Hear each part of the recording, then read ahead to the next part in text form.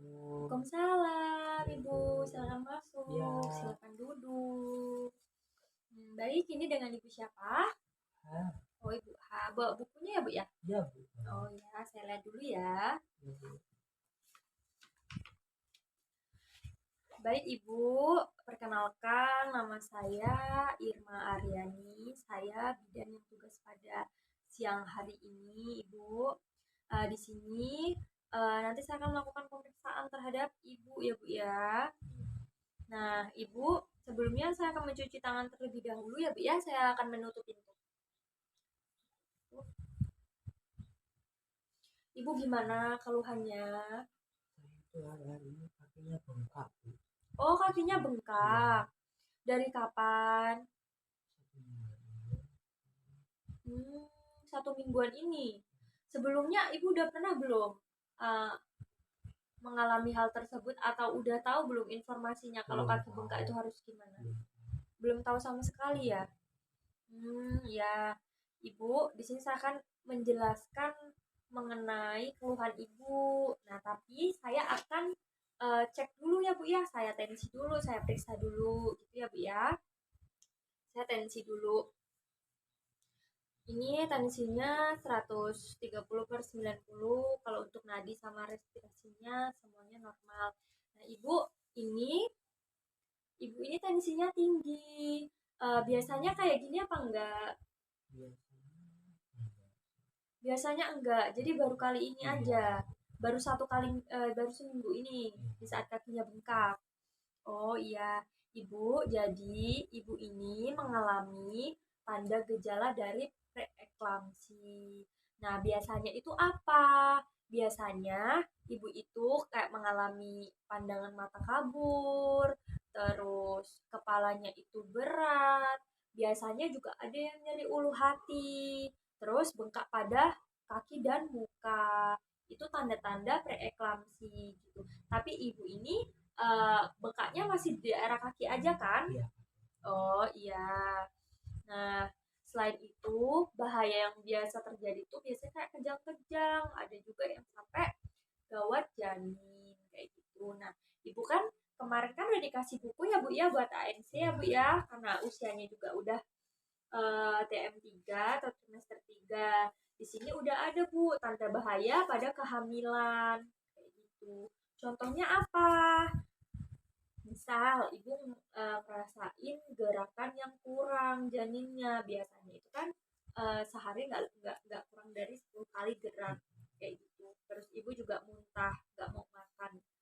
Kalau muntah dan nggak mau makan ini biasanya kejadiannya tuh justru di TM1. Kalau ibu udah TM3, ibu ngalamin hal tersebut atau enggak?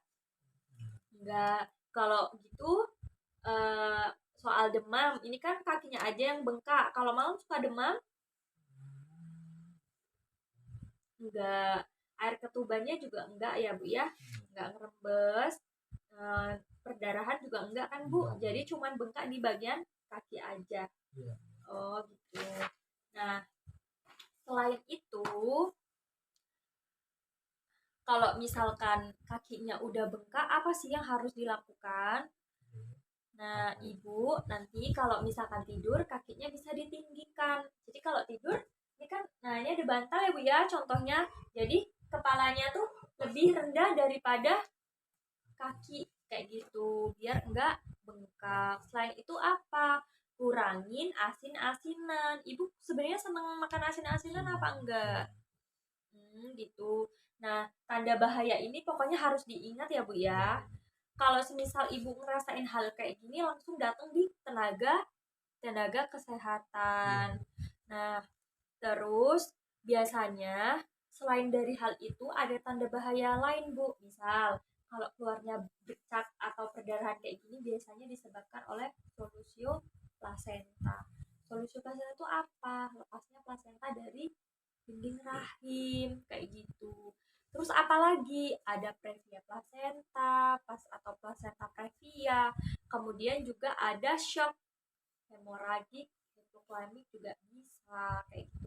Makanya nanti ibu kalau misalkan udah di rumah harus diterapin, kakinya harus ditinggikan, dikurangin makan yang asin-asin. kayak gitu. Karena kalau misalkan kayak gini terus, ibunya bisa gawat gitu, gawat darurat. Nanti juga janinnya juga pasti bermasalah kayak gitu. Pokoknya nanti kalau misalkan di rumah, ibu harus baca-baca ini. Kalau dari salah satu ini ibu mengalami hal tersebut, harus cepat-cepat datang ke tenaga kesehatan. Jangan ditunda ya Bu ya. Kayak gitu. Baik, ada lagi yang ingin ditanyakan Bu? Cukup Bu, sudah. Cukup kayak gitu.